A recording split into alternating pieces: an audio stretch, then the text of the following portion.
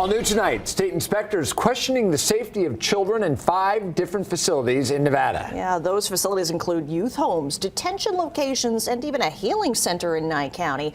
Kim Passoff going through that new report tonight and is here with the findings. So the state inspected 19 children's facilities where they suspected there may be issues. 5 did not pass their test. That includes one location that has made headlines for years.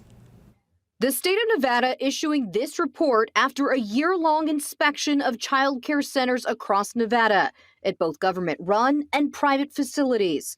The purpose? To determine if the facilities adequately protect the health, safety, and welfare of the children. A legislative auditor identified significant issues and uncovered a pattern of lax oversight and weak policies at 5 facilities, including a youth addiction treatment center in Las Vegas, a foster care program in Reno, and the Never Give Up Youth Healing Center, an embattled residential psychiatric facility in Nye County. Surrounded by miles of open desert, Never Give Up is located on the former campus of the now shuttered Northwest Academy, the state's only private boarding school before it was shut down on Valentine's Day 2019. The married owners were arrested on a combined 90 counts of child abuse and neglect. Back in 2019, we spoke to then 13-year-old Tanner after his mom pulled him out of the school, alleging abuse. If I would have fought back, then I would end up getting in a lot of trouble, I guess, supposedly. So I just kind of sat there and just took it, I guess. In the new state report, Never Give Up was the only institution threatened with the fine by the state.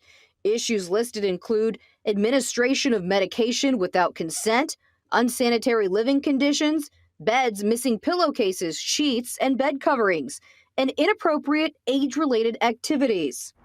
At Nevada Homes for Youth, based in Vegas, inspectors reported children administering self-antipsychotic medication, missing medication, and child intoxication, as well as unsanitary conditions and safety issues like broken electrical outlets and unsecured chemicals.